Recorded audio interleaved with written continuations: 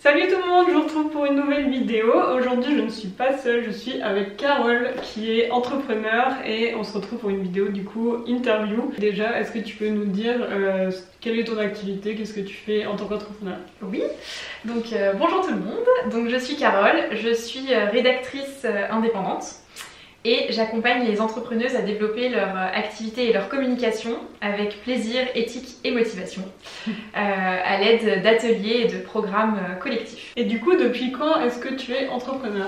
Alors je suis 100% à mon compte depuis 2018, donc ça va faire 4 ans, ça va faire 5 ans bientôt. Et quel a été ton parcours avant du coup de te lancer en tant qu'entrepreneur? Alors j'ai eu un parcours très littéraire, j'ai fait des études de lettres et donc j'ai été éditrice pendant un peu plus de 7 ans. J'ai travaillé dans l'édition et l'ingénierie pédagogique pour un éditeur scolaire et parascolaire. Avant de me lancer totalement à mon compte. Et du coup, pourquoi est-ce que tu as décidé de te lancer à ton compte? Alors ça a coïncidé avec un changement de vie. À l'époque on était en région parisienne avec mon conjoint et je suis originaire d'Alsace. Et la nature a fini par me manquer. Lui était originaire de Normandie donc c'était un peu pareil. Et en parallèle j'avais envie de me lancer dans une activité qui avait plus de sens au quotidien. Je m'engageais personnellement de plus en plus dans la transition écologique, donc j'avais envie de faire des choses, je ne savais pas encore quoi. Et donc on a quitté la région parisienne, donc c'est aussi là où j'ai quitté mon entreprise et où je me suis lancée à mon compte quand on est arrivé en Savoie. Ok. Et au début, il me semble que tu faisais plus des portraits... Oui, c'est ça. En fait, j'avais un projet de lancer une plateforme qui avait vocation à répertorier des ateliers éco-responsables, enfin dits éco-responsables, qui nous permettent de changer nos habitudes de consommation. Et dans ce cadre-là, je faisais aussi des portraits d'acteurs engagés pour valoriser leur activité et ce qu'ils faisaient au quotidien. Ok. Oui, donc c'est vraiment le côté écologique qui t'a drivé en fait. Oui, complètement. Au début c'était 100% ça. Et puis ensuite, j'ai fini par échanger avec des personnes qui avaient des problématiques sur la communication ou la rédaction. Et en fait là, c'est ce côté-là qui a pris le dessus et j'ai voilà. J'ai mis l'accent là-dessus. Et du coup, comment t'as fait pour mettre le côté un peu responsable, enfin éco-responsable dans la rédaction? En fait, c'était la dimension moins et mieux que j'appliquais déjà au quotidien et finalement qui était un peu mon fil conducteur. J'ai voulu l'intégrer aussi dans la partie rédaction et communication parce que c'était aussi pour ça que je voulais à la base lancer cette plateforme, c'est que tous les ateliers étaient noyés dans la quantité d'informations qu'on reçoit chaque jour. Les réseaux sont saturés et je trouvais qu'on perdait vraiment de la valeur et puis de l'intérêt dans les messages qu'on entendait. Et donc c'était dans cette optique de se recentrer sur l'essentiel et de redonner aux mots toute leur importance et donc de communiquer moins et mieux et de rédiger avec valeur et impact. Et du coup, quels sont d'après toi les avantages de l'entrepreneuriat? Le premier que je vois tout de suite, c'est le côté liberté, de faire ce qu'on veut au quotidien. Moi j'aime toucher à tout, j'ai toujours aimé toucher à tout et je pense que j'étais très frustrée de rentrer dans une case pendant un moment à faire des tâches, même si j'adorais ce que je faisais, mais ça restait répétitif et je m'en suis rendu compte parce que le jour où j'ai quitté mon entreprise, où je me suis mise vraiment à mon compte, j'ai 1000 idées qui ont popé dans tous les sens. Donc j'étais un peu perdue au début d'ailleurs, mais donc voilà, c'était vraiment le côté liberté, le côté créativité aussi, et donc multicasquette. Enfin vraiment, si on aime faire plein de choses différentes, on ne peut pas s'ennuyer dans l'entrepreneuriat, c'est vraiment... C'est ça. Puis il y a aussi le fait de pouvoir vraiment choisir ce qu'on veut faire. Exactement, complètement. Et de suivre... alors parfois on a envie de se lancer dans sa passion et après c'est difficile d'en vivre, mais c'est vraiment suivre ce qui nous fait vibrer au quotidien et puis trouver du sens dans ce qu'on fait. Je pense que c'est le moteur vraiment de l'entrepreneuriat.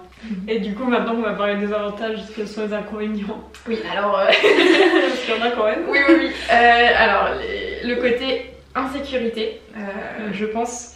et puis surtout avant même l'insécurité, c'est que quand on se lance, on n'a pas forcément été formé à être entrepreneur. Qu'est-ce que ça signifie avec toute la partie économie ou pérennisation de l'entreprise. Donc typiquement, je trouve que ça mérite un petit temps d'adaptation et de formation là-dessus.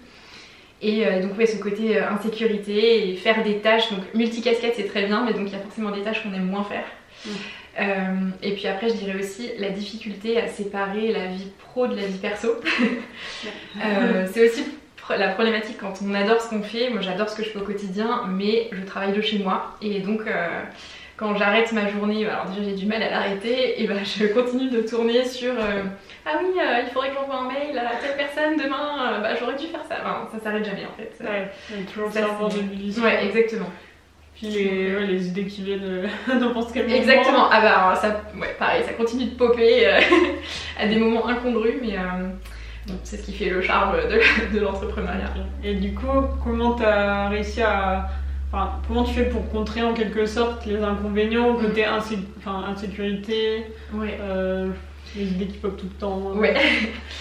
En fait, j'ai appris, je pense, comment je fonctionnais. Enfin, j'ai découvert comment je fonctionnais et puis j'ai appris à travailler sur ces éléments-là qui me pesaient au quotidien parce que du coup, je me suis dit, ok, l'insécurité, c'est très très inconfortable. Dans ce cas-là, je vais essayer de sécuriser au maximum ce que je peux sécuriser. Et du coup, j'ai vraiment, au début, j'ai capitalisé sur ce que je savais faire, même si c'était pas ce que je voulais faire au quotidien, donc des relectures, des corrections, de la réécriture de contenu, pour pouvoir ensuite lancer d'autres choses qui me faisaient plus vibrer. Donc ça c'est un truc vraiment, je m'en suis rendu compte tard, mais j'aurais peut-être dû le faire dès le début.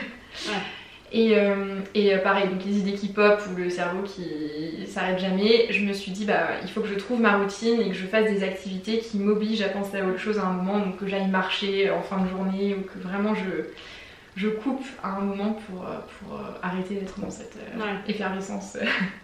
Moi par exemple je fais la promenade de Loki à chaque fois en fin de journée et comme ça j'essaie de me dire une fois que j'ai promené Loki c'est...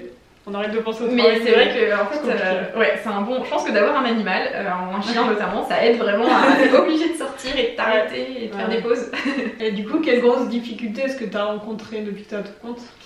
Je pense que l'une des difficultés principales qui était surtout là au début, en fait, c'était comme j'ai débuté en tant qu'entrepreneur. Déjà, j'ai eu du mal à me dire je suis entrepreneur et à prendre les choses en main. Et en fait j'étais un peu seule dans mon coin sans avoir de référent ou de... Enfin je ne savais pas. Donc du coup je me suis rapidement tournée vers un réseau d'entrepreneurs pour m'aider à... d'ailleurs pour avoir une formation, pour être accompagnée et vraiment ça m'a aidé à avoir une feuille de route et une direction pour savoir comment avancer. Et ça c'était quand tu étais dans les Alpes? Oui, c'est ça, en Savoie. Ouais, c'est ça, exactement. J'ai rejoint plusieurs programmes d'accompagnement, en plus parce que j'avais un projet très spécifique de développement de plateforme, donc j'avais aucune connaissance là-dessus, qu'il fallait faire un business model. Enfin voilà, il y avait plein de choses que je ne maîtrisais pas. Donc j'ai été super bien accompagnée et c'est là où je me suis rendu compte que je pense que l'une des difficultés principales, c'est d'avancer seule, même si on a un projet d'entrepreneuriat solitaire. En fait, vraiment de sortir de la solitude de l'entrepreneur, ça fait du bien. Et ça donne des pistes et ça aide énormément à avancer. Ok. Et une fois que tu es arrivée du coup en Alsace, est-ce que tu as trouvé un peu la même chose ou... C'est pour ça que j'avais commencé à lancer des ateliers en ligne pour entrepreneurs. Parce que j'ai pas retrouvé en Alsace ce que j'avais quitté en Savoie et ce côté collectif d'entrepreneurs où vraiment c'était hyper chouette. Et donc j'avais besoin de retrouver des personnes, alors je les ai pas forcément retrouvées sur place, quoique j'ai fait des rencontres, y compris toi d'ailleurs, on s'est rencontrés aussi, on s'est rendu compte qu'on n'était pas très loin, mais ouais, j'avais vraiment besoin de me sentir, de retrouver des femmes, d'échanger sur nos problématiques et de, voilà, d'être comprise aussi, de me sentir comprise dans ce que je rencontrais au quotidien comme enjeu. Ok, et puis tu as aussi rejoint une grosse formation, la Micropreneur Academy, c'est une formation que j'ai suivie aussi. Et du coup, ça t'a aidé pour ça aussi? Ouais, complètement. Alors là, à ce moment-là, j'avais besoin de structuration et de me dire, en fait, finalement, j'ai jamais suivi une formation 100% business de A à Z qui me donne vraiment toutes les clés dont j'ai besoin pour développer une activité pérenne. Et c'est là que la Micropreneur Academy, en fait, est arrivée au bon moment dans ma vie, je pense. Et ça m'a vraiment aidé à me recentrer parce que, pareil, je partais dans tous les sens, j'avais pas 1000, tout à fait, parce que beaucoup de projets, beaucoup d'offres et j'avais juste besoin de me dire mais en fait qu'est-ce que j'ai vraiment envie de faire grandir et qu'est-ce que j'ai envie de faire et ça m'a vraiment aidé à ça. Ah, il m'agace ce soleil. En plus j'ai la barbe au milieu. Mince, ça se trouve, bon tu verras. Puis moi tu vois on me voit plus. Ah non. Non c'est pas grave, au pire je mettrai un truc au début, désolé pour la lumière tout le temps. Et si tu pouvais reprendre de zéro, qu'est-ce que tu ferais différemment? J'aurais rapidement rejoint un collectif, ce que j'ai pas fait tout de suite, j'ai mis un peu de temps. En fait, au début j'ai rencontré des gens sur Paris, mais c'était pas un réseau, c'était C'était ils accompagnaient les entrepreneurs, mais disons qu'il n'y avait pas ce côté collectif. Ouais. Et je prendrais plus rapidement conscience de ce que ça implique de développer une activité viable. et de vraiment de me responsabiliser par rapport à ça et de prendre ma place de chef d'entreprise. Donc je pense que j'aurais suivi rapidement une formation où j'aurais été accompagnée sur le sujet. C'est vrai que moi je me suis lancée en juin 2020, mais j'ai rejoint la Micropreneur Academy dès janvier. Ok. Et c'est vrai qu'entre juin et janvier je faisais n'importe quoi. Je savais même pas qu'il fallait garder des factures, enfin c'était vraiment un peu à l'arrache. Et quand on suit une formation comme ça, on se dit oui bon. On va prendre ça plus au sérieux. Exactement, mais c'est ça. D'un coup, ça devient vraiment. Ah oui, en fait, c'est mon activité professionnelle. C'est pas juste. Bon, je bricole dans mon coin, je fais ma petite tambouille. Et après, moi, je me suis rendu compte aussi. Je pense que j'ai perdu beaucoup de temps. En fait, j'ai quitté mon emploi et ensuite, j'ai commencé à explorer. Et je pense que j'aurais dû me renseigner avant de quitter mon entreprise parce que ça m'aurait. J'aurais perdu moins de temps, je pense, où j'aurais été plus efficace, plus rapidement et j'aurais eu moins peur. Ça m'aurait sécurisé quelque part. Donc de se renseigner avant, ça aide un peu. Et du coup, on va parler un peu de la suite. Donc quels sont tes projets, donc à la fois pour 2023 mais aussi sur le long terme si tu veux. Alors pour 2023, j'ai envie de consolider ce que j'ai fait et de ne pas repartir dans tous les sens comme j'ai pu faire par ailleurs, même si j'aimerais développer un nouveau projet, mais bon, il y en a un, ça va. Et j'aimerais faire grandir les ateliers collectifs, et donc les ateliers Feel Good et le programme Éclosion. Donc les ateliers Feel Good, ce sont des ateliers mensuels qui permettent en fait de prendre un temps pour faire le bilan du mois passé sur son activité, prévoir le mois qui vient pour se structurer et surtout retrouver ou rencontrer d'autres entrepreneuses pour sortir de la solitude et recharger ses batteries, se remotiver, et ça aide vraiment à avancer, ça donne un coup de boost à chaque fois, ça se fait dans une ambiance très conviviale, très bienveillante, même si le terme est utilisé un peu à toutes les sauces, mais j'y tiens toujours autant, et surtout positive. Voilà, donc ça c'est pour les ateliers. Ça a tellement bien plu que c'est les personnes qui suivaient tes ateliers qui t'ont demandé de faire un format sur 6 mois. Ouais, c'est ça. Donc là, je suis en train de tester une offre semestrielle à laquelle tu participes. Parce que j'ai eu une demande effectivement de plusieurs personnes qui me disaient qu'elles aimeraient bien former, enfin en tout cas retrouver le même groupe sur plusieurs mois et aussi avoir la certitude d'avoir leur place aux ateliers, parce qu'il y a eu ça, c'est que il y a un nombre de places limitées. Voilà, exactement. Des fois, moi j'aime bien les petits groupes, en tout cas pour que ça puisse favoriser la création de biens aussi, donc je sais aller jusqu'à 10 ou 12 personnes. Mais donc voilà, les places étaient limitées et finalement je me suis rendu compte que ça commençait à créer des frustrations de personnes qui ne pouvaient pas venir, donc voilà. T'étais victime de ton succès. C'est ça, c'est une bonne chose finalement. Mais donc donc voilà pour les ateliers Feel Good. Et ensuite le programme Éclosion, donc ça c'est un programme sur 2 mois qui a pour but de permettre aux entrepreneuses de développer leur activité et leur communication et leur stratégie de communication d'une manière qui leur ressemble à 100%, et donc on prend le temps de se reposer les bonnes questions pour poser les fondations et revenir à l'essentiel en quelque sorte, et en même temps en favorisant l'intelligence collective, donc c'est en petits groupes de personnes, c'est toujours très très chouette et ça permet d'avancer dans la direction qu'on choisit. Donc ça me paraît que j'ai rejoint aussi, c'est pas encore commencé mais bientôt. Ouais. Je suis adepte de Laura est ma plus grande supportrice. Elle rejoint tous mes ateliers.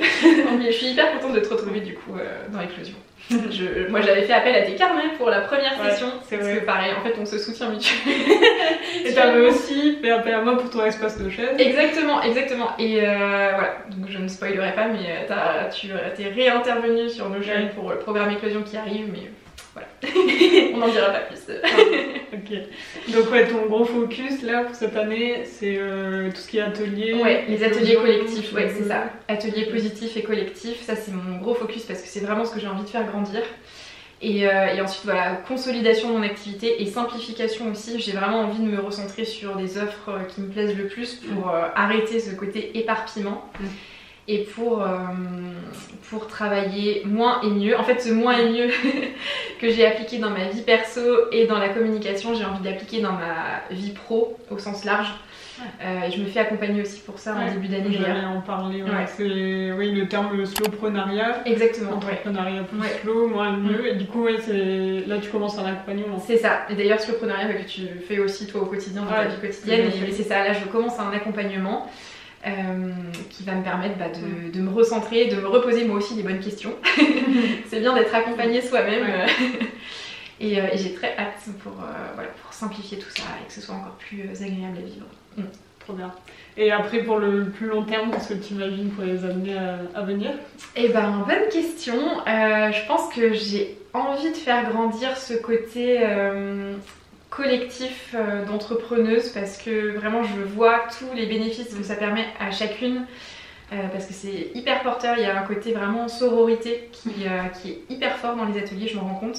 Donc peut-être que les bourgeons qui avaient vocation à être un réseau d'ateliers va devenir finalement un réseau d'entrepreneuses avec des ateliers, mais j'ai envie de faire intervenir aussi d'autres personnes sur des thématiques expertes et de favoriser vraiment cette entraide entre chacune et voilà.